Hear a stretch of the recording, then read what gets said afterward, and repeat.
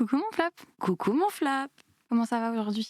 Ça va plutôt pas trop mal. Est-ce que tu veux peut-être nous dire pourquoi on est là ? Oui, on se retrouve pour inaugurer un nouveau cycle du Flop Podcast sur la thématique des secrets. On va avoir 2 épisodes. Le premier qui sera plutôt le secret à un niveau interpersonnel vis-à-vis de nos amis.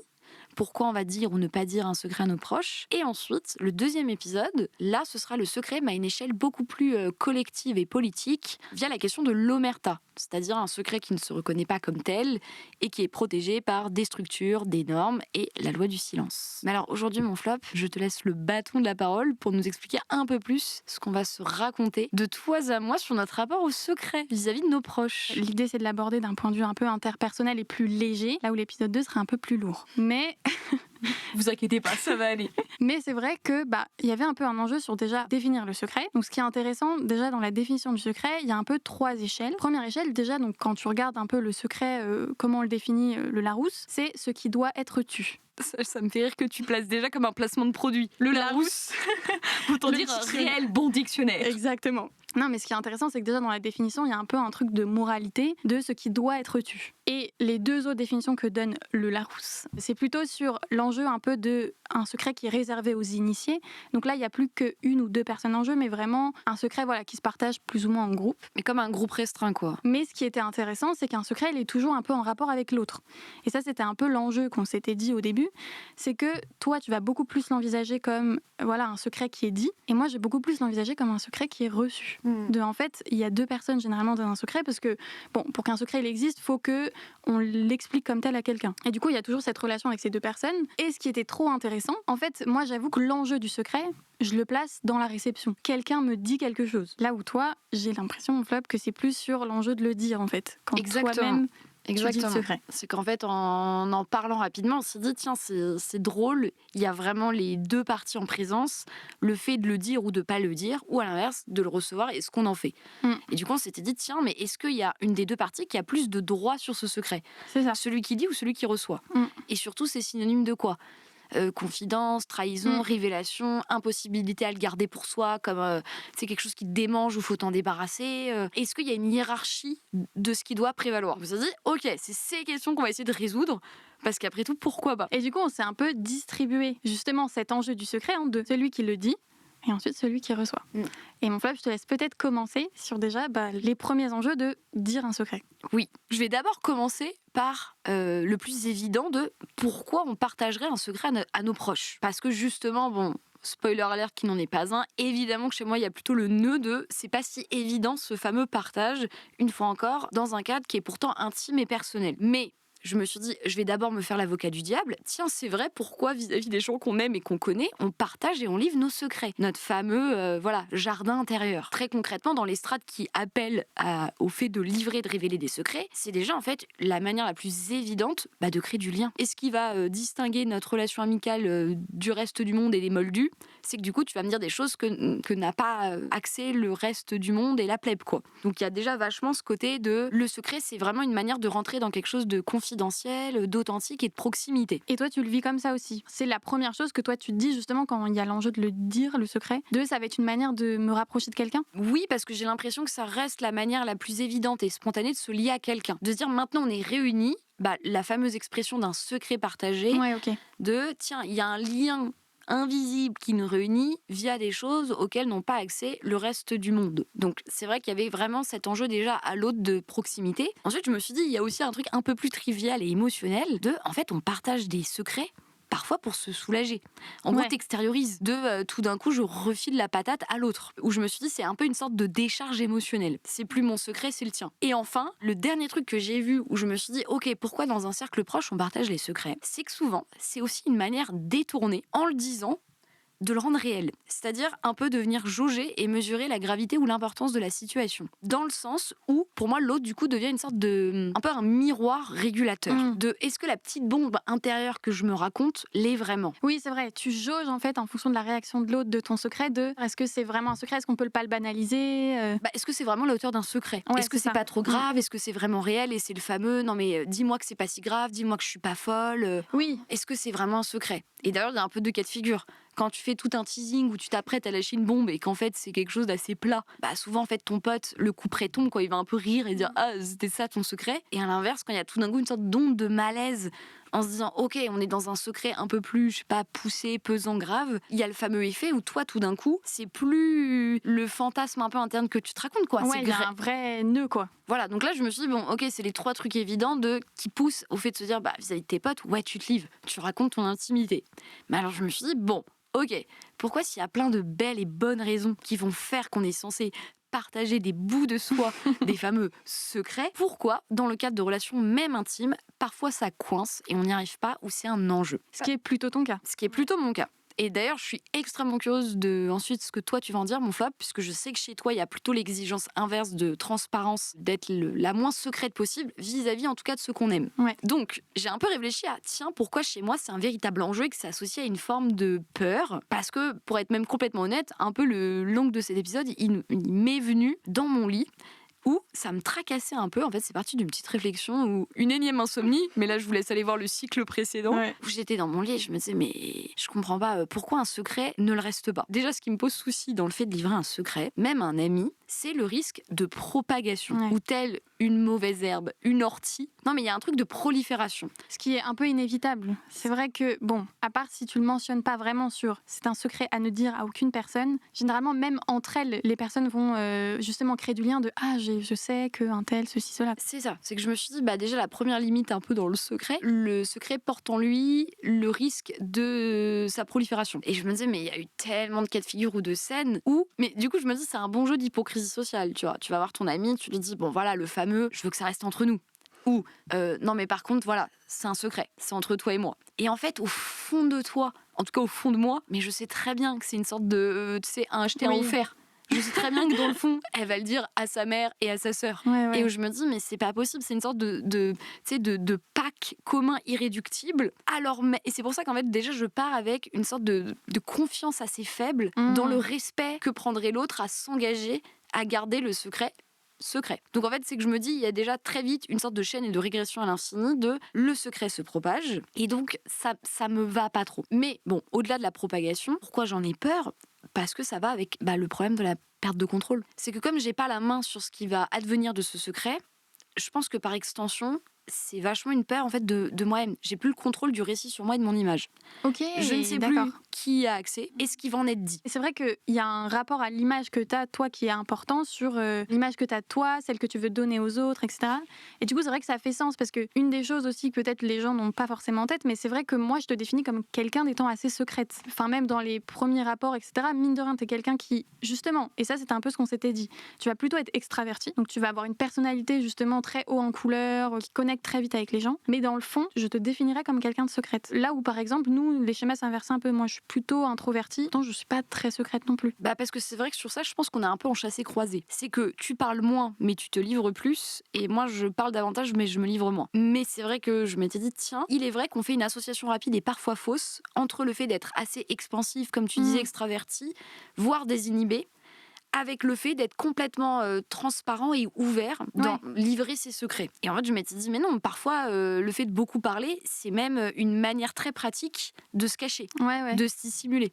Et je pense qu'il y a une catégorie non négligeable de personnes extrêmement pudiques qui parlent énormément. D'ailleurs, tu sais, c'est le fameux effet, et plus d'une fois c'est arrivé, dans des situations où en fait, si t'accapares et que tu monopolises la parole, mais justement en faisant en sorte d'occuper à peu près tout le temps l'espace qui t'est imparti avec des anecdotes, des blagues. C'est toi qui la contrôle en fait. Exactement.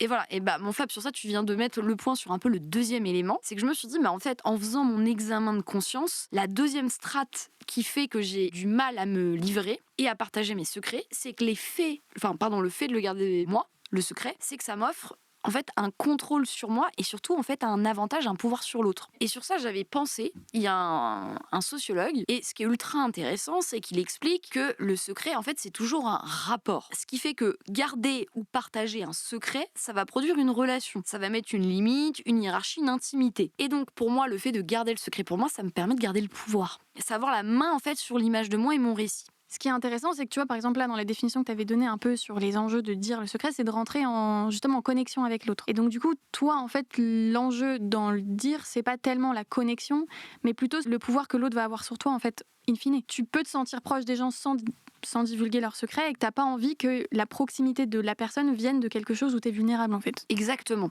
C'est pour ça d'ailleurs, parce que tu vois, je sais que souvent il y a un contre-argument où ça va être une réflexion du type oui d'accord, j'ai répété ton secret, mais ne t'inquiète pas, tant que je suis pas mal intentionnée ou que c'est dans un cercle avec des personnes bienveillantes, il n'y a pas vraiment d'enjeu, c'est pas grave. Il n'y a pas ce fameux monstre dans le placard où tout d'un coup, tu sais, il y a la bague qui va venir, t'es acculé. Marine est comme ça. Non mais c'est vrai que souvent ce qu'on va rétorquer, c'est le fait de se dire oui mais c'est pas tant le fait que ce soit le plus restreint avec très peu d'individus, c'est le fait que ce soit pas tout d'un coup une arme ou quelque chose qui va être retourné contre la personne. Et je me disais ouais mais moi j'ai l'impression que c'est plus profond. C'est pas tant la peur que tout d'un coup on salisse ma réputation ou que y a un emballement ou on en fasse quelque chose de terrible, tu vois, mais dans les trucs un peu paroxystiques de film. Non, en fait le problème c'est juste, je pense déjà, la peur du jugement de l'autre. Du fait que l'autre ait accès à une partie de moi. T'y reviens mon flop, c'est beaucoup plus je pense dans une problématique sur la psychologie et l'intériorité du soi quoi. Est-ce que tu as même cet enjeu, je pense que j'ai la réponse, mais même avec tes proches quoi. C'est-à-dire que l'enjeu reste quand même présent, même si c'est des gens en qui tu fais confiance. Alors je l'ai moins, surtout que ça se soigne. J'ai changé. C'est horrible, on dirait, tu sais, un gros cochon là, masculin qui est auditionné, qui dit non mais j'ai changé. Je suis pas alcoolique. Et il est vrai, j'ai changé. Dans le sens où t'as raison, la variable confiance joue énormément sur le fait de se dire que d'assumer des parts de soi, aller tout de suite dans la vulnérabilité va pas être gage de conséquences dramatiques ou d'un rejet de soi. Après, il y a aussi quelque chose qui a à voir en fait avec la pudeur. Paradoxalement, je suis assez pudique. Ouais. Dans le sens où parfois c'est pas tant une peur de me dire ça va être mal réceptionné ou mal jugé. Parfois je le sais ostensiblement. Et pour autant, c'est comme s'il y avait, tu sais, une sorte de petite cloison. Je me dis, oui, mais je comprends pas, il n'y a aucune raison valable à ne pas le dire. Et pour autant, mais j'ai du mal. Tu vois, je me sens tout d'un coup comme... non, mais je vais pas réussir à le dire. Mais ça, c'est un aspect de ta personnalité que je me suis rendu compte plus tard. Parce que c'est vrai que je voyais pas en fait cet enjeu, justement. J'avais un peu le raccourci extraverti, tu parles beaucoup, t'es beaucoup en connexion avec l'autre, etc. Et de découvrir un peu cette deuxième phase plus pudique, dans moins la grosse acceptation de je suis vulnérable devant les autres. C'est vrai que j'ai découvert ça récemment, mon flop. Tu vois, justement, ça m'a parfois porté préjudice parce que c'était un peu le point de départ. C'est que le secret, en fait, c'est une composante mais énorme dans les cercles proches, que ce soit la famille, les amis, tes relations amoureuses. Il y a une sorte d'engagement tacite. On attend de toi que tu te livres et une fois encore que tu puisses révéler et que ça devienne en fait les fameux secrets partagés. Les secrets communs de ceux avec qui il y a une relation intime forte. Bon, j'ai quand même évolué, mais c'est vrai que quand j'étais enfant ou même adolescente, je ne partageais tellement pas mes secrets que c'était souvent un motif de reproche dans, par exemple, mes amitiés. Où on me disait, par exemple, typiquement, nous on te dit tout, mais toi tu nous dis rien. Ou encore, tu parles beaucoup, mais tu dis rien. Et ce qui est vrai, parce qu'en fait, ça crée comme une sorte de déséquilibre et de décalage dans les cartes en main et le pouvoir. Parce que, et c'est vrai, plusieurs amis me disaient, mais franchement, je t'ai révélé tous les trucs, même inavouables, peu reluisants. Et en fait, quand j'arrive chez moi, parfois, je me dis, punaise, Marine m'a encore eu. Elle a fait diversion, on a bien rigolé, etc. Et en fait, je me rends compte que je ne te connais pas. Ok, et toi, tu le vivais comment ? À ce moment-là, t'étais plutôt en mode j'avais conscience que c'était quand même déjà une manière d'ériger une sorte de mur et de rendre justement difficile l'accès à la profondeur de ce que je suis ou de ce que je dirais, de ce que je ressentirais, de ce que je ressentirais. Il manquait genre juste 2 syllabes. Non, il y avait déjà ce truc de pudeur. C'est une manière en fait de faire diversion et de prendre beaucoup de place, mais pour justement me protéger. Parce qu'en fait, ça va peut-être être la transition, c'est que quand on a réfléchi à cet épisode, je me disais, je sais qu'il y a une sorte de connotation morale assez négative, où le fait d'être secret ou de ne pas partager et livrer ses secrets à ses proches, c'est vu comme la marque de quelqu'un qui en fait serait faux, pas authentique, qui ne ferait pas confiance. Alors qu'en fait, à la racine, je pense qu'il y a d'abord en fait un mécanisme de survie psychique et de protection. Puis de rapport à soi-même en fait. C'est pas tellement le rapport à l'autre de la confiance ou pas la confiance, c'est le rapport à soi de qu'est-ce que je suis en capacité de donner à l'autre en termes de vulnérabilité quoi. Oui. Qu'est-ce que je peux soutenir quoi. D'autant plus que c'est le propre même du mot du secret. C'est qu'en fait même s'il est pas dit, ça implique toujours l'autre. Ouais. En fait tu le caches. Le concept du secret c'est qu'il pourrait être trahi, révélé, partagé ou non. Mais s'il n'y avait pas cette variable de l'autre, ce serait juste une chose inconnue. Une information. Voilà, c'est pas la trahison liquide, le secret. sans la possibilité de la trahison, le secret n'existe pas. Je vois ce que tu veux dire, mon flop. 3 petits points. C'est waouh, tout d'un coup, c'est dramatique. Et c'est vrai que, pour le coup, un peu sur la partie qui me concerne plus, c'est vrai que moi, par exemple, quand j'envisage le secret, alors, pareil, j'ai fait du chemin. Dans le sens où, c'est vrai qu'à une époque, j'avais beaucoup plus un positionnement très fort de j'ai du mal avec le secret parce que si mes proches en ont, parce qu'en effet, bon, comme tu disais et comme Simmel le disait très bien, ça fait partie des interactions sociales et t'attends pas que ton collègue te livre tes secrets. Et puis pour là, je vais dans le truc de bon, j'ai pas forcément envie de savoir tout sur ta vie, mais enfin, avec mes proches, il y a un petit enjeu sur pourquoi est-ce qu'ils me les cacheraient. Qu'est-ce qui fait que dans la relation, il y a un manque d'authenticité? Tu vois, là où c'est vrai que c'est un peu plus un enjeu que j'ai eu, et c'est vrai que dès qu'on a parlé du secret ensemble et du thème des secrets, je me suis dit ah ouais, mais enfin comment dire, il y a un double enjeu sur la duplicité. D'un côté, j'aime pas qu'on me cache des choses, et d'un autre côté, en fait, quand on me dit aussi des choses ultra secrètes que moi j'associe à beaucoup d'immoralité, j'ai un peu de ça va engager une propre duplicité de ma part de ah là il y a des trucs un peu immoraux qu'on me confie et dont je vais devoir être un peu témoin et complice. Mais parce que, est-ce que justement, sur la question, parce que pour l'instant on a beaucoup été sur pourquoi je dis pas, mais toi à l'inverse, est-ce que tu as eu des situations, des cas de figure où tu t'es dit voilà typiquement un secret que j'aurais aimé ne pas recevoir? J'ai essayé de fouiller dans les expériences que j'ai eues, j'ai l'impression de pas avoir eu tant de secrets que ça où je voulais pas les recevoir, quoique. Généralement, c'est vrai que ça concerne un peu plus, par exemple, la famille ou tes proches, mais c'est plus que j'ai une peur, en fait, de recevoir un secret que je vais ne pas savoir gérer. J'ai l'impression qu'il est impliqué quand on te dit un secret que tu dois pas le dire. Et du coup, c'est vrai que moi, il y a quand même une grosse peur qu'on me dise des choses que je ne dois pas dire, mais qui sont contre mes codes moraux. Et là où je suis en mode, en fait, ça va impliquer un énorme dilemme en moi. Ah, mais c'est intéressant, c'est que tu as presque plus peur, du coup, du conflit interne entre quelqu'un attend de moi une certaine moralité sur le fait qu'il y a une confiance et que je vais garder la chose secrète entre elle et moi, versus ouais mais en fait c'est trop gros, grave ou important pour que je le taise. Là justement j'ai un peu fait l'expérience même du secret bénin. En fait je me suis dit même cet enjeu sur un secret plus bénin, il est là dans le sens où pour la réception du secret je trouve qu'il y a 2 choses qui vont impliquer un peu fortement les choses, c'est l'exclusion et la trahison. Donc ça paraît énorme comme ça. Oula oui. Mais là j'ai peur, je vais donner un petit exemple qui m'est arrivé récemment dans le cadre du travail. Je suis en restauration et il se trouve qu'il y avait une assistante pâtissière. Il y a eu une blague qui s'est mise en place sur on va demander à cette assistante pâtissière d'aller chercher quelque chose qui n'existe pas dans les sortes de magasins typiques pour pâtissiers. Et donc on devait garder secret. Attends, les magasins typiques pour pâtissiers. Oui, en fait, les grossistes. Oui, les grossistes, mais par exemple, tu vois, tu peux demander un batteur. Parce que là, ça faisait très Charlie la chocolaterie. Tu peux aller demander à Willy Wonka. Mais du coup, voilà. Et en fait, on me présente la chose de, voilà, on va lui dire quelque chose qui n'est pas vrai. Et bon, tout l'enjeu et la drôlerie de la chose, c'était que c'était obvious que ça n'existait pas. Enfin, même dans les mots, etc., je vais pas le dire parce que je vais éviter que tout le monde se reconnaisse dans cette anecdote. En fait, ce qui est bien, c'est qu'on produit ce dont on parle. Oui. Je ne peux pas révéler ce secret. Je ne peux pas révéler ce secret. Et en fait, on lui dit, voilà, va falloir que tu ailles chercher ça. Et moi, on me dit, Luce, ça doit rester secret. Parce qu'il y a la date où elle doit aller chercher le truc et il est hors de question qu'en fait, elle soit au courant que ça n'existe pas, que tout l'enjeu de la blague n'existe pas. Et je te jure que rien que ça, j'étais dans un truc de, ouais, mais en fait, là, vous me faites choisir entre soit je trahis quelqu'un, soit je m'exclus de votre groupe.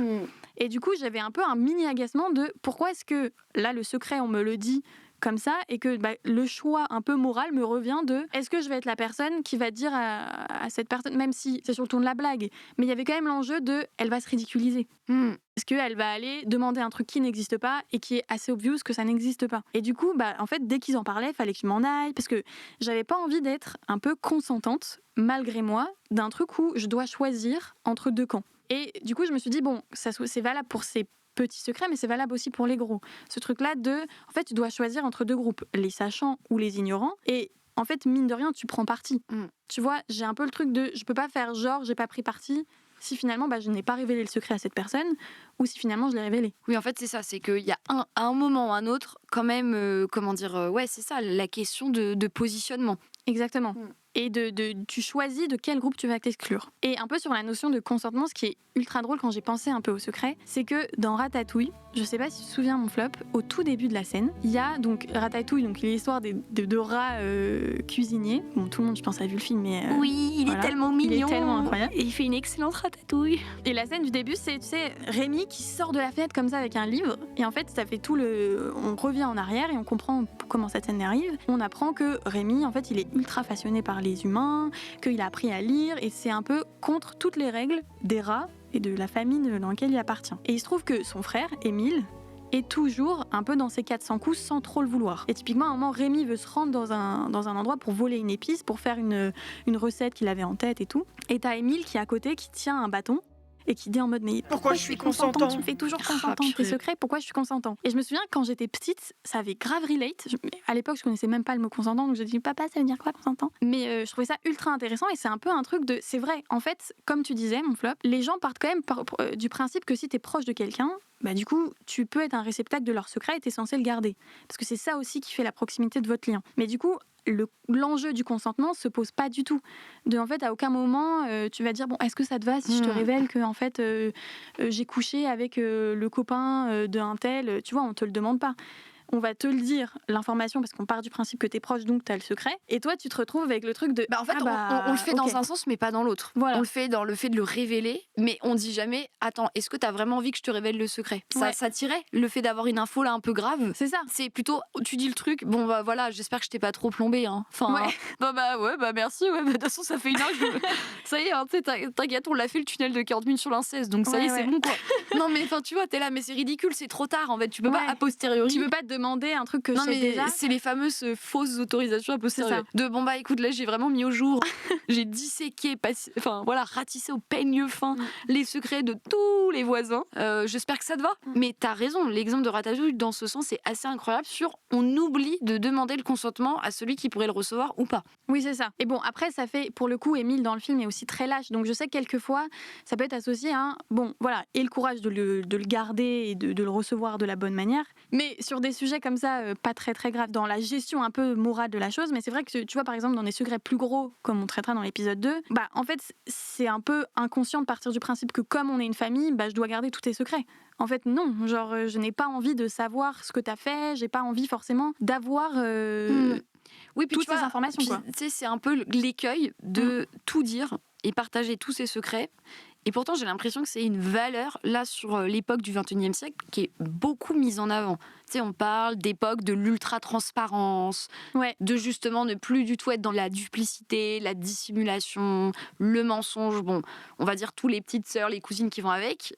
Alors même que, évidemment, que je vais plutôt avoir tendance à penser que c'est un peu illusoire de croire que tu auras percé au jour quelqu'un de manière à ce qu'il ne soit plus jamais secret, voire même, et c'est drôle parce que sur ça, je pensais à un personnage de fiction, je suis pas sûre que toi tu l'as regardé, mon flop, cette série Girls.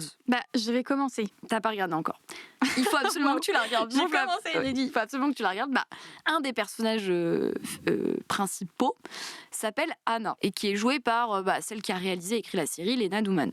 Et ce qui est assez rigolo, c'est que elle, justement, l'archétype du personnage, c'est plutôt quelqu'un qui a une sorte de transparence radicale, qui dit ce qu'elle pense, qui est contre l'hypocrisie sociale, les faux semblants, et qui en tout cas a décidé de manière assez solide vis-à-vis d'elle-même de partager à ses amis tous ses secrets. Et ce qui est très drôle, c'est qu'au fur et à mesure des épisodes et des saisons, tu te rends compte le versant aussi négatif de cette personnalité où de temps en temps, justement le fait de liquider tous les secrets et de pas avoir du tout d'épiderme entre soi et les autres n'est pas toujours non seulement un avantage pour elle-même et tout court forcément adapté aux situations. Parce que c'est comme si elle cherchait à se trouver constamment dans l'espace public.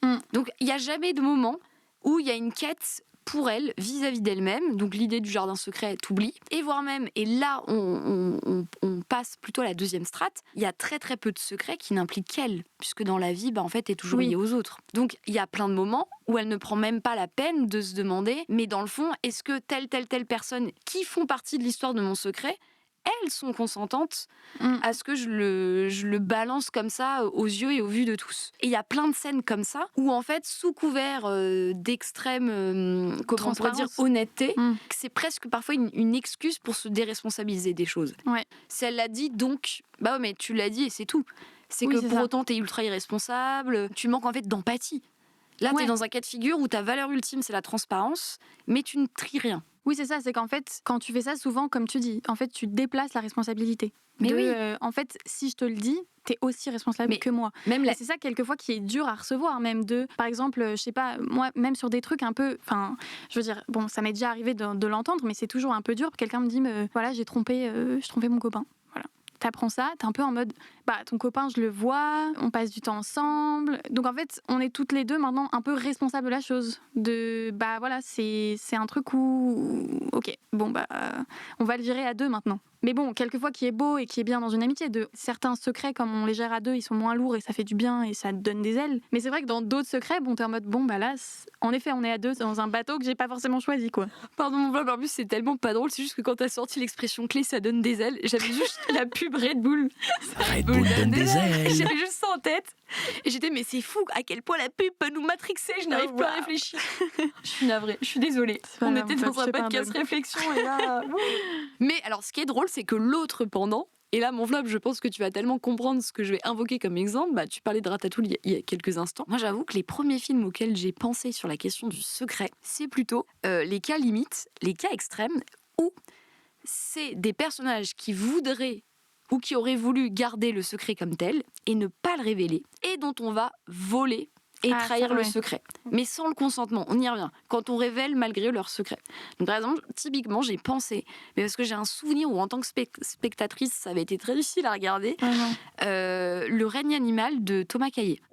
Pour le dire très vite, c'est une sorte de petite fable écologique où il y a un virus mystérieux qui fait qu'il y a un certain nombre d'individus qui se transforment en mi-homme, mi-bête. Et c'est le cas d'un adolescent qui s'appelle, je crois, dans mon souvenir, Émile, qui est joué par Paul Kircher, et qui donc devient bête, mais on va dire dans son coin. C'est vraiment une allégorie du secret. Il le cache de tout le monde. Devient une bête. Une bête, oui, bête. Enfin, oui. Il devient bêta aussi. Idiot.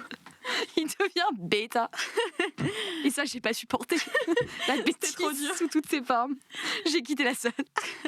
Et ce qui est terrible, c'est que j'ai des souvenirs où en fait j'avais la boule au ventre, mais en fait déjà comme si j'étais lui qui devait à tout prix dissimuler les poils, les épines qui lui poussent, etc. Et surtout des comportements, et on y revient, c'est ce qu'on disait tout à l'heure, où j'avais l'impression que ça appuyait de manière extrême sur la fameuse variable de la perte du contrôle de soi et de son image. Et il y a notamment une scène, et même là tu me dirais tiens on la re-regarde, je te dirais non, alors qu'elle est on ne peut plus banal, c'est je pense au moins la moitié du film où la partie bestiale prend de plus en plus de place, et il a un moment au self à la cantine avec ses amis au lycée. Et en fait, je sens l'énergie, les efforts qu'il met pour paraître humain, alors qu'il n'est plus tout à fait uniquement humain. Et il y a un moment, en fait, il se contrôle pas et il s'arrache une dent qu'il jette sur le plateau, là, entre le blé et le flan. Et moi, je me disais, non mais c'est trop pour moi, en fait, j'ai envie de partir. Parce que, on y revient, c'est le fameux, il est démasqué. Il est démasqué, mais malgré lui. Parce que c'est pas un choix désiré, conscient, où il dit « Ah, au fait, je suis aussi un peu un animal. » Enfin, tu vois. Et je me dis « Mais quelle horreur !» Donc ça, film qui, moi, m'a... En fait, c'est ça qui me fait peur au cinéma. Et toi, ce qui te fait peur, c'est de te mettre à la place de la personne pour qui le secret a été démasqué. Oui. Ouais. Ah oui, c'est vraiment une sorte de... En fait, je le vois comme une sorte de violation d'intimité, mais immense, où je me dis, mais... c'est compliqué là. C'est vraiment compliqué cette affaire de cantine. Mais je relate, mais moi plus sur le truc où quand je vois quelqu'un être démasqué, en fait j'ai l'impression que quand il y a un masque qui se retire, combien d'autres il y en a derrière?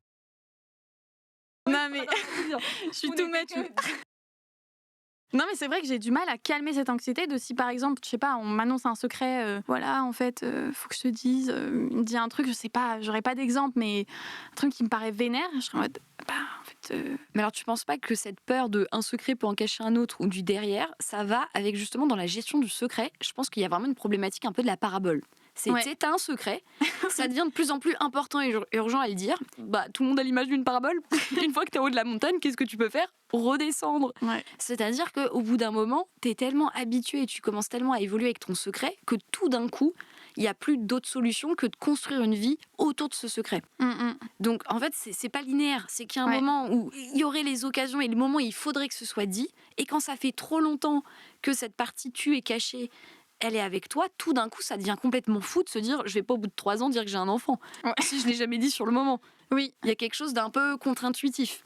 Donc je pense que c'est aussi ce qui, toi, te fait peur. Parce que les fameuses, comme ça, révélations insoupçonnées, c'est parce que derrière, il y a souvent des années et des configurations de couches et de surcouches de cachotterie, quoi. Et sur ça, mon flab, j'ai un deuxième film qui, je pense, m'a mise encore plus mal que Le règne animal. Je sais de quel tu vas parler. Qui s'appelle Madeleine Collins. Tu le savais? Oui. C'est un film, le protagoniste est joué par Virginie Efira, où c'est littéralement 2 heures d'une femme qui mène une double vie, où elle a 2 enfants en France et une petite fille avec un autre mari en Suisse. Elle arrive, ce petit passe-passe, grâce à son métier d'interprète qui fait qu'elle peut voyager entre la France et Genève. Et évidemment, plus les minutes défilent, plus cette duplicité, sa double vie s'effrite, jusqu'à un moment où, par des incohérences et des inattentions, les uns et les autres commencent à réaliser qu'elle n'est que mensonge en fait. Et là, ce qui est intéressant, mon flop, et là, pour le coup, je comprends aussi ce que tu veux dire, c'est que c'est le cas extrême du secret qui devient en fait un mensonge éhonté sur soi. Oui. Dans le sens où je me suis dit, tu vois, l'exemple de Madeleine Collins, c'est plus tant quelque chose que tu gardes dans ton jardin secret, du type une info, un événement, une action. C'est le récit de toi-même est faux. Et en fait, ton secret, c'est que t'es pas toi. Oui, c'est ça. C'est que là, c'est comme tu dis, c'est quelque chose qui va venir parler de l'identité de la personne. Direct, forcément, tu as tout l'effet domino de, en fait, qui es-tu ? Ah oui. Et sur ça, j'avais pensé, alors, est-ce que tu avais entendu parler, mais on n'était même pas né, je dis ça comme si, mais qui est passé à la postérité, de l'affaire Jean-Claude Roman. Non. Jean-Claude Roman, qui est vraiment une sorte de traduction, mais dans la vie réelle, du film Madeleine Collins, c'est un vrai faux médecin. Ah oui, c'est ça. Dans les années 80-90, il a été démasqué dans les années 90, mais il a quand même construit toute une vie, un mariage, 2 enfants, et surtout une vie de médecin à l'OMS, qui n'existait pas, puisqu'en fait il a raté, je crois, je sais plus si c'est sa première ou sa deuxième année de médecine, et ensuite il a continué de feindre le fait qu'il passait les étapes et sa gradation, le fait qu'il avait son diplôme, alors que c'était faux. Et ce qui est assez dingo, et c'est pour ça que l'histoire est passée à la postérité, c'est que ça a quand même tenu pendant pratiquement 20 ans, enfin je crois 19 ans. Je ne vais pas lui concéder une année de plus, 19 ans pas 20, assez longtemps.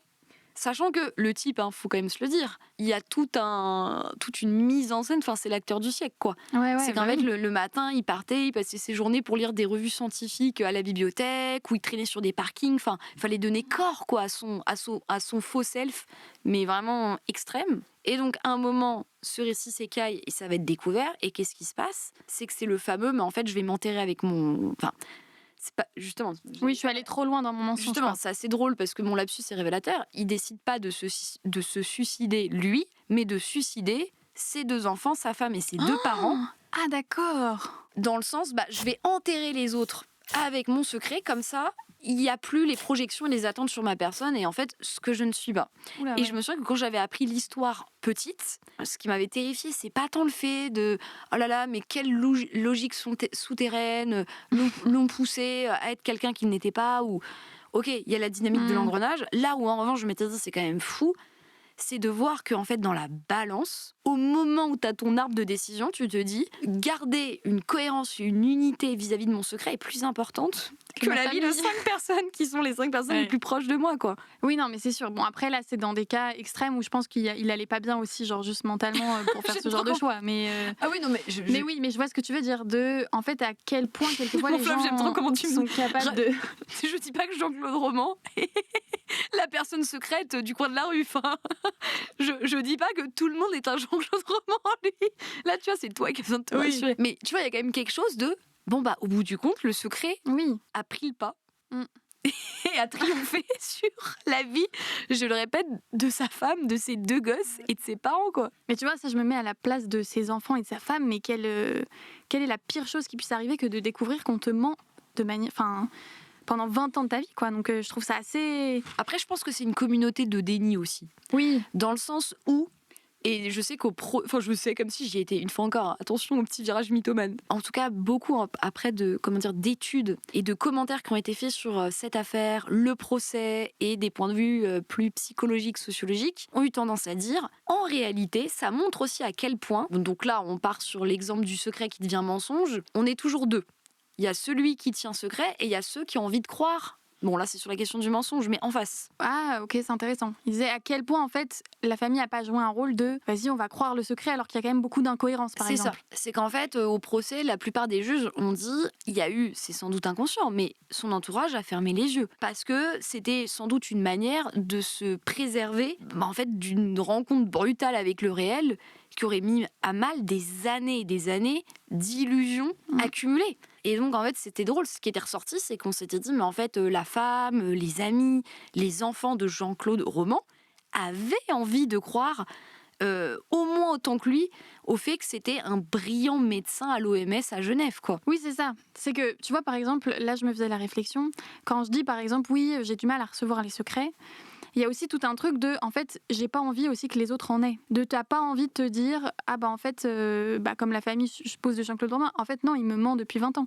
Il n'est pas médecin, je le sais, je le vois. Tu vois, il y a un truc de, quelquefois, tu essayes de te raconter une histoire comme quoi non, il n'y a pas de secret. Alors que, bon... Oui, mais est-ce que tu penses pas que ça revient à ce qu'on se disait au début, de le fait de se raconter qu'on connaît les secrets de quelqu'un, ça crée, ça maintient une illusion de proximité et en fait de contrôle sur l'autre. De l'autre ne m'échappe pas. L'autre, je sais ce qu'il est, il est transparent en moi-même, je suis proche de lui, il est fait comme un rat. De la part du... Là, parce que tu parles de... de ton point de vue, tu vois, de se dire, pour toi, je pense que c'est aussi peut-être une manière dans l'autre sens de te rassurer. Oui, qu'en fait, il est transparent et qu'il n'y a pas de monstre dans le placard, quoi. Et ça joue, et puis je pense que... Enfin, comment dire, il y a eu toute une évolution aussi de mon côté, justement, pour accepter le fait que les gens auront des secrets malgré notre proximité et que même l'enjeu, comme tu disais un peu plus avant, du jardin secret, en fait, est importante. Quelquefois, je trouve qu'il y a aussi un courage à garder secret certaines choses parce que c'est aussi important. Et que tu peux pas juste prôner full transparence et en fait livrer ton toit à tout le monde et qu'ensuite parce que forcément ton récit se multiplie et du coup il y a tout l'enjeu de après tu veux reprendre un contrôle, enfin bref. Donc je trouve que en effet il y a eu tout un truc moi que j'ai plus appris en tant que jeune adulte de en fait les gens ont le droit d'avoir des secrets et ça veut pas dire qu'on est moins proche. Et ça veut pas dire qu'il y a quelque chose qui me cache. En fait, un secret, quelquefois, c'est pas forcément que quelqu'un cache quelque chose, c'est aussi juste un secret. Enfin, quelque chose qui est à lui. Tu vois, qui n'a pas de rapport avec moi. J'avais un peu une autre référence, mon flop, tu vas rire, parce que c'est quand même une référence plus... Voilà, c'est une sitcom des années 2011 qui s'appelle Brooklyn Nine-Nine. Que je regarde un peu en ce moment, je suis un peu sur la fin, enfin bref, qui est assez intéressante. Et je suis tombée sur un épisode pile au moment où on préparait ce petit EP sur, en fait, donc Brooklyn Nine-Nine, c'est l'histoire d'une brigade de police dans Brooklyn et un peu tous les aléas de leur vie. Et il y a un des personnages principaux qui s'appelle Jake qui noue une amitié avec un malfrat. Donc lui, il est policier et en fait, il est ultra copain avec un malfrat qui s'appelle Doc Judy. Et il y a toujours un jeu de chat et la souris, en fait, il reste policier, lui, il reste malfrat, donc voilà, comment on fait pour continuer cette amitié. Et en fait, il y a un épisode qui débute où Jack apprend que Doc Judy va se marier et qu'il fait un enterrement de vie de garçon et qu'il n'est pas convié. Donc il va voir Doc Judy, il lui dit je comprends pas, on est censé être proches, pourquoi est-ce que et tout. Et il lui dit en fait écoute, toi t'es policier et dans mon enterrement de vie de garçon en fait on va risque de faire des choses un peu immorales. Et donc te connaissant en tant que policier, je sais que tu vas avoir du mal à le garder secret et de ne pas aller appeler ta brigade. Et Jack il dit est-ce qu'on peut pas trouver un entre-deux où en fait tu ne fais rien de malfrat, comme ça je n'ai rien à dire. Et juste on fait un enterrement de vie de garçon où je n'ai pas à être témoin de ton secret. Donc dans la réception, il y a rien, il y a aucun enjeu et comme ça il n'y a absolument pas de divulgation. Et donc il se dit d'accord, on va faire ça, allez partons sur cette aventure. Et bien évidemment, il fait aucun méfait, mais ses potes qui n'étaient pas au courant et qui sont aussi des malfrats font un méfait où ils volent des diamants. Et donc là Jack il dit à Dieu, je dis c'était pas le contrat. Là je suis témoin de quelque chose, je vais avoir du mal à le garder secret. Donc Doc Judy dit allez on va retrouver encore une troisième voie où on va aller rendre les diamants, on va faire une casse à l'envers. Oh là là. Et comme ça t'as pas de secret à garder parce qu'au final on a rendu les diamants. Et donc ils font la casse à l'envers, le truc se passe bien et à la fin de l'épisode en fait t'as Jack qui a appelé tous les policiers. Non mais et donc, voilà. En fait je suis désolée, ça serait qu'on fasse 50 minutes où on essaye de me réconcilier avec le secret. Pour une fois encore qu'on me prouve que les gens ne sont pas dignes de confiance. Il avait prévenu, il a dit je pourrais pas, s'il y a des méfaits immoraux, moi je suis policier, si je vois des malfrats qui sont en train de violer des diamants, c'est très difficile pour moi de recevoir ce secret et de ne pas le divulguer. En gros, Doc Judy dit c'était tout ce que j'attendais. En fait, comme je vais me marier, ma femme me demande de ne plus être avec des malfrats. Donc c'était ce que j'attendais de toi. Qu'en fait, tu les foutes en prison et qu'ils soient plus dans ma vie. Voilà, ça se finit un peu bien. Mais je trouvais ça méga intéressant sur, typiquement, quand tu reçois un secret et que tu as demandé de ne pas être témoin de ce secret et que tu l'es quand même, l'enjeu un peu de oui, qu'est-ce qu'on en fait qu'est-ce qu'on en fait. Et surtout mais une fois encore, tu vois, jusqu'où ça reste un secret. Parce que sur ça j'avais lu une citation mais il y a des années mais qui m'a repop-up en pensant à cet épisode. C'était l'époque où j'avais encore un mur Facebook. OK. Et j'étais tombée sur une super citation, tu sais, avec un fond criard et des petits brins de muguet. Où il était écrit, et à l'époque j'avais cru que, tu vois, le sens de la vie s'ouvrait à moi. À deux c'est un secret, À 3, c'est une confidence. À 4, c'est une rumeur. Oh waouh, j'aime bien cette phrase. Et j'avais trouvé que c'était assez intéressant pour montrer l'évolution de la chaîne autour du secret et surtout à quel point, plus elle s'agrandit, plus la personne qui est en N plus 3, plus 4, plus 5 se sent complètement déresponsabilisée vis-à-vis du secret. Si moi je te dis quelque chose d'autrement confidentiel / peu avouable du type, je sais pas, j'ai tué quelqu'un, enfin, peut-être un exemple moins grave, parce que j'ai vu que t'étais en non. Non mais ça c'est une vraie question, à chaque fois on te demande est-ce que tu serais capable de cacher un corps, enfin bref, je te coupe mais... Typiquement, c'est quelque chose que... C'est une expérience de pensée que moi j'aime beaucoup. C'est vrai que je me suis dit, ok, l'enjeu de la conscience chez moi est sans doute tellement important que de manière régulière, je pose cette question à mes proches. Est-ce que si je tuais quelqu'un, tu irais me dénoncer ? Alors, spoiler alert, mes parents m'avaient dit bien sûr que oui. Ça veut dire que tu es un nuisible pour la société. Non, moi par contre, j'aurais jamais l'offense de... Je ferais toujours en sorte que ce soit la personne elle-même qui se délève. Enfin, disent le secret, tu vois. Je m'aurais juste écrit sur une feuille A4, c'est mal. Non. Tu vas te sentir mal. Ça dépend les degrés d'amour, mais bon. Après, et puis d'un contexte, on va pas faire un EP sur faut-il ou pas balancer son pote qui est un tueur. Bon, c'est un peu plus de niche. Mais un peu, j'ai regardé un truc et j'ai pensé à toi sur pourquoi est-ce qu'on va révéler un secret, parce que il y avait un peu l'enjeu de le dire, l'enjeu de le recevoir, et ensuite il y a l'enjeu de le divulguer ou non. Et sur l'enjeu de divulguer, je suis tombée sur c'est une étude psychologique expérimentale de qu'est-ce qui fait qu'un secret va être révélé. Ne tombe pas de la table. Ça vient de les conséquences relationnelles de la révélation des secrets d'autrui, de Journal de psychologie sociale et expérimentale. Donc il y a plein de noms, mais je vais quand même les citer parce que c'est tout de même mieux. Mais on a Evan Hart, Eric Van Tips, Daniel Yudkin et Maurice Schweitzer. J'ai sûrement écorché nombre de Il y a sûrement 4 personnes qui saignent ou qui pleurent. Mais en gros, il disait que ce qui est intéressant, c'est que généralement, pourquoi est-ce qu'on révèle un secret ? C'est qu'on fait on fait un calcul coût-avantage. Est-ce que je suis plus proche ou j'ai plus d'obligations envers une personne ou l'autre ? Et eux, ils ont fait une étude sur l'acteur. Donc, il y a un acteur qui a un secret, il y a un partenaire pour qui le secret le concerne, et il y a un public qui peut être intéressé par ce secret. Et il expliquait qu'en fait, non. La personne ne va pas tellement révéler le secret si elle a plus ou moins d'obligations avec l'une et l'autre. C'est plutôt, en fait, ce qu'ils appellent, eux, la gestion de l'impression. C'est plutôt l'image qu'on va avoir d'eux parce qu'ils partent du principe que le secret sera divulgué. En fait, au moment où il va y avoir la divulgation du secret, de quel côté les gens vont estimer que j'aurais dû être ? Et c'est ça qui va faire que, en fait, ils vont révéler ou non le secret. Ah, mais donc on y revient en fait. C'est avant tout une action extrêmement égoïste. En tout cas, basée sur l'avantage qu'on va retirer pour nous. C'est ça. Et du coup, ils prenaient un peu le contre-pied de non, en fait, c'est pas tellement que t'es proche ou pas proche de la personne. C'est plutôt que au moment où le secret va se révéler, de quel côté t'aimerais que les gens te voient. Et d'ailleurs, c'est le fameux bon, je te l'ai dit, mais tu dis surtout pas que je te l'ai dit. Oui. Sous-entendu, en fait, ce qui m'importe, c'est surtout de ne pas être incriminé. Ouais. Le reste, je m'en fous. Franchement, que tu sois lapidé en place publique, why not ? En revanche, je ne serai pas cette personne qui a trahi la confiance du secret. Non, mais c'est pas possible. Enfin, c'est pas possible, non, mais on y revient. Voilà, c'est le point de départ, c'est le point d'arrivée. C'est qu'en fait, on règle avant tout quelque chose de soi dans cette gestion du secret. D'ailleurs, mon flop, est-ce que c'est pas le moment tout trouvé pour passer plutôt, en fait, j'ai envie d'appeler ça communément, en fait, un TP, quoi, un travaux pratique autour du secret où on va se révéler un secret, parce que je pense que bon, là on a beaucoup été sur pourquoi je dis pas mon secret, pourquoi je vais le repartager ou non, est-ce que c'est difficile de le recevoir, etc.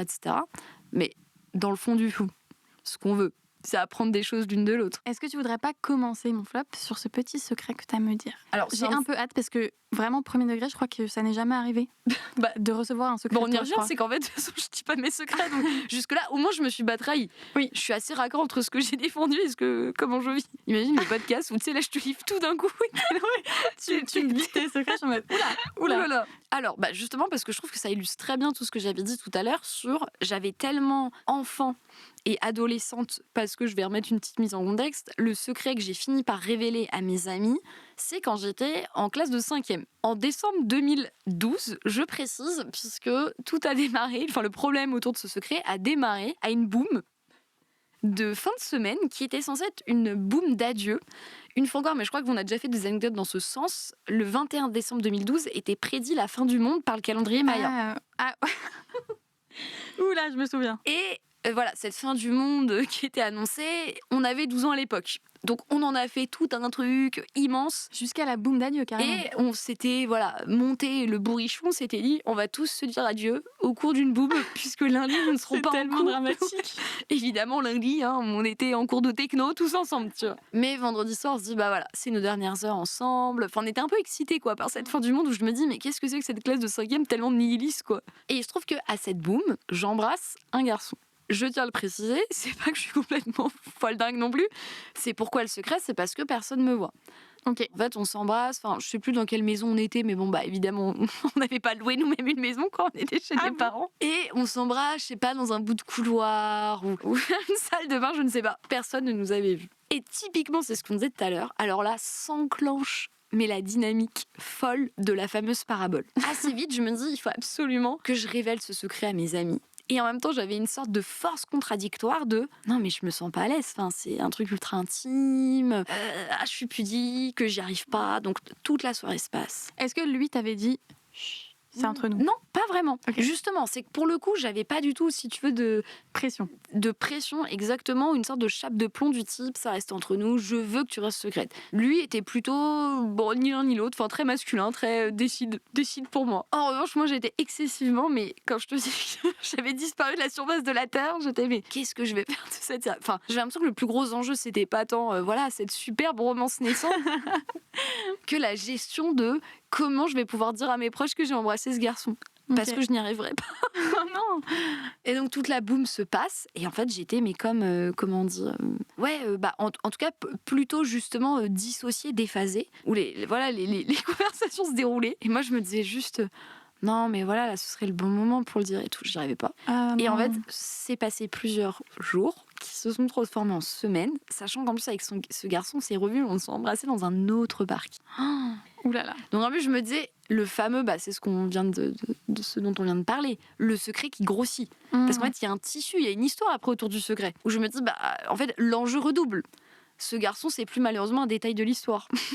Parce qu'il revient dans l'équation et je continue de le taire, quoi. Et donc, je finis par le dire, mais au bout de un mois et demi, mais sur le moment, j'ai l'impression que je vais mourir en direct, quoi. Et en effet, ce que je voulais éviter a été l'effet produit. Tu nous l'as caché. En fait, toute la peur autour du dévoilement de soi et de la vulnérabilité, sur le moment exacerbée, précisément parce que j'ai avancé comme masquée et que forcément, surtout, rappelons-le, on était en 5e, donc on n'était pas non plus au climax de la maturité émotionnelle.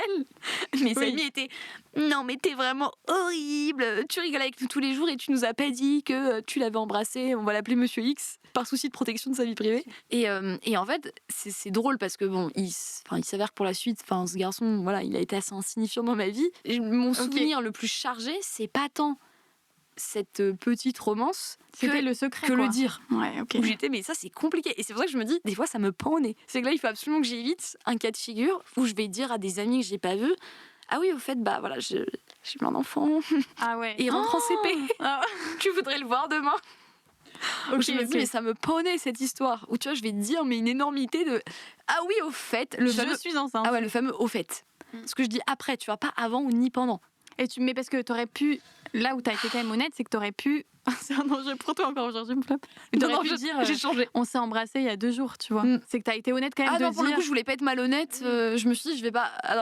J'ai déjà du mal à me confesser. C'est pas pour en plus que ma confession soit complètement fausse. Je me suis dit, aucun intérêt à se livrer si c'est pour en plus livrer un full mytho. Ouais. Donc j'ai dit la vérité, mais juste les uns les autres étaient mais énormément mais pourquoi ça fait 1 mois et demi que tu regardes la tombée à la cantine au lieu de nous dire ça, quoi. Bref, au-dessus. Est-ce que tu veux que je te révèle mon secret? Oui, mon flop. Alors, pour le coup, pareil. Donc, comme on était un peu plutôt dans la réception de mon côté, je vais te raconter une petite anecdote où j'ai reçu un secret. Et ce qui est fou, c'est que je me souviens que ça avait été un énorme truc de recevoir ce secret. Parce que je l'avais écrit dans mon journal intime et je l'ai ramené. Parce que déjà, donc, un peu à la caméra, mais il y a un porte-clés qui va avec des dauphins et il y a un L et un cœur brisé. Et en fait, de base, c'était le cœur qui devait se recomposer quand il y avait ma meilleure amie qui mettait son cœur. Oui, les fameux cœurs de meilleure amie. Exactement. Enfin, je dis ça, mais tu sais, de manière tellement...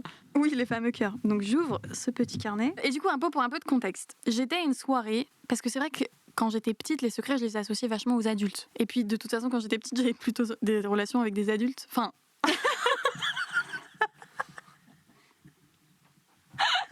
C'est pas prendre comment ça a été dit. Je vous en supplie. Bon, non, je voulais dire que... Bah, on était dans les révélations, hein, tu te sais, on voulait éviter de mourir avec nos secrets. J'étais plutôt... J'avais du mal à relationner avec des gens de mon âge. Voilà. Donc je parlais plus avec les adultes, je m'asseyais à table avec eux, et j'étais en mode, bon, bah, discutons des grands sujets, mais je n'avais rien à dire. Et il se trouve qu'il y avait une femme qui m'aimait bien. Maintenant, avec le truc, je suis en mode, oh, c'est trop bizarre. Elle t'aimait bien. Non, mais qui était trop gentille avec moi. Ça commence souvent comme ça, ouais. La fameuse gentillesse adulte, oui. Non, et qui était quelqu'un de ultra extraverti et qui en fait était très secrète de les secrets qu'elle disait pas, et notamment à son mari. Et en fait, à un moment, donc moi je suis dans une fête avec toutes les adultes, donc c'est une amie de mes parents, voilà, et je vois qu'elle s'éclipse. Et moi, comme j'aimais beaucoup, bah je la suis. Tu vois, je dis bah elle va quelque part. Si seulement je pouvais aller avec un vrai adulte. Et en fait, quand je vais avec elle, je vois qu'elle embrasse quelqu'un. J'avais quand même capté que le quelqu'un qu'elle embrassait, c'était pas son mari. Et du coup, je vais te lire un peu. Je t'en supplie. Le truc. Donc déjà, putain, c'est donc là, écrit, attends, t'as quel âge à peu près? Là, je pense que je suis quand même... J'ai 7 ans. Je pense oui, t'es petite encore. Je suis petite. Ah, t'es très petite. Donc là, c'est un journal intime en plus d'une... J'allais dire, pareil, quelque chose qui faisait très climat incestuel d'une très jeune fille. Quelle horreur. Bref, donc je lis. Lis donc. D'ailleurs, c'est un peu bizarre. Ah non, oui. Bon, ça commence de... Et puis après, quand elle est sortie, donc ça tombe bien, je quittais pas des yeux... Je vais enlever son nom. Et un homme aux cheveux noirs et bouclés. Ils sont partis ensemble, j'avais envie de les suivre, mais quelque chose me disait qu'il ne fallait pas. Oh, j'adore, quelle dramatisation de la scène. Et quand ils sont revenus, 10 minutes après, l'homme aux cheveux noirs et bouclés a donné la main à un autre homme assez âgé, puis ils sont partis tous les deux et on leur a dit au revoir. Kyo et moi, bon, c'est mon frère. Après, à ma grande surprise, nous a dit en murmurant que l'homme aux cheveux noirs et bouclés, c'était son amoureux et qu'elle l'avait embrassé. Et c'est pas fini. Elle nous a dit qu'elle lui avait fait un bisou sur la bouche. J'étais stupéfaite. Oh, j'adore, c'est tellement mignon. En plus, je crois qu'elle avait un autre écrit N-O-T-R-E. Mon flop, t'avais 7 ans, c'est déjà extrêmement bien écrit. Oui, bon, attends. En plus, je crois qu'elle avait un autre elle avait fait un enfant. Bon. Un autre homme, enfin un autre amoureux avec qui elle avait un enfant. En gros, la traduction, c'était que j'avais capté qu'elle avait embrassé son amant et qu'elle avait un enfant avec son mari. Oui, voilà. Mais tu l'as dit de manière un peu alambiquée, bah, ça c'est le typique style Marcel Proust, hein. Les longues phrases. Je me suis laissée emporter par la Tu t'es laissé beaucoup de virgules, oui. Et ce qui est un peu drôle, c'est que là, j'ai écrit en grand sur la feuille. Mais vas-y, lis. Celle qui va absolument se récupérer les secrets des autres. Vas-y, tu peux. Mais en tout cas, j'étais très contente qu'elle me le dise, parce que ça, c'est un véritable secret. Oui. Oh, j'adore. T'écrivais bien, dis donc, mon flop. Oh, ouais. Et des beaux dessins. Non, mais je trouvais ça dingue parce qu'en fait, je me souviens que ça m'avait tellement marqué que c'est la première chose que j'ai écrit dans ce journal intime. Et en vrai, j'ai plus écrit grand-chose après, quoi. C'était ta première... Mon journal intime. C'était ta première et ta dernière confession de ton journal intime. Ouais. Non, mais ce qui est drôle, c'est qu'on voit aussi à quel point il y a une forme d'enjeu et d'impatience, de volonté de connaître des secrets des autres. Oui, c'est ça. Et pour le coup, je pense que quand en plus t'es enfant, t'as pas du tout cette notion de moralité de même si elle embrasse, même si elle trompe son mari, voilà, c'est juste plutôt l'enjeu de. Oui, mais parce que souvent, je pense que ta condition d'enfant fait que c'est le principe, c'est que constamment on te renvoie qu'il y a des choses qui sont pas de ton âge ou qui sont les secrets des adultes. Ouais. Donc tout d'un coup, t'as l'impression d'une ascension c'est ça. De maturité où tu te dis oh là là, si je connais un secret d'adulte, c'est que moi aussi j'en fais un peu partie, quoi. Ouais, c'est ça. Puis je me souviens, elle m'avait fait un clin d'œil. Elle me, tu sais, quand un truc typique que tu peux voir dans le film où elle te caresse comme ça en mode. Moi, je vais arrêter de parler. Franchement, c'est horrible. Bon, bref. En tout cas, t'as un très bon souvenir de toute cette histoire. T'as un très bon souvenir. Ouais. Tes secrets d'enfant. Oh, c'est horrible. En plus, bon. Non, mais. Bon, d'un coup, c'est trop tard pour se sauver la face, là. Oui, bon. En plus, c'est vrai parce que c'est plus ou moins un peu la fin de l'épisode. Ouais, de ouf. C'est vrai que j'allais dire sur ce. Peut-être que, voilà, on invite quand même à écouter le second épisode qui, pour le coup, serait un peu moins léger. Un peu plus. C'est pas léger, hein. J'aime bien pour le coup. C'est très lourd ce que tu viens de me dire. Oui, non, mais on invite parce que c'est vrai qu'on le fait pas à quand même écouter la suite de un peu de ce cycle secret. Parce que pour le coup, on va un peu plus étudier l'omerta et les secrets quand ils sont gardés à grande échelle et ils essayent de faire taire une parole qui, pour le coup, devrait être révélée, je pense. Oui, et puis pour le coup, j'ai ultra hâte qu'on passe de l'échelle très personnelle où en fait tout ce dont on a parlé pendant X temps, c'était véritablement toujours dans un cadre intime. C'est quand même vis-à-vis de proches et de c'est comment tu te montres, comment t'es authentique, comment t'es secret, pas secret. On va pas refaire toutes les étapes de cet épisode déjà, non. Donc c'est pour ça que franchement, je suis plutôt très curieuse du poids des structures pour le deuxième épisode. Tout ça pour vous dire qu'on va peut-être vous laisser là pour le moment, mais qu'on vous invite à aller écouter notre épisode. Que vous puissiez reprendre votre souffle. Bon allez, ciao mon flat. Ciao mon flat.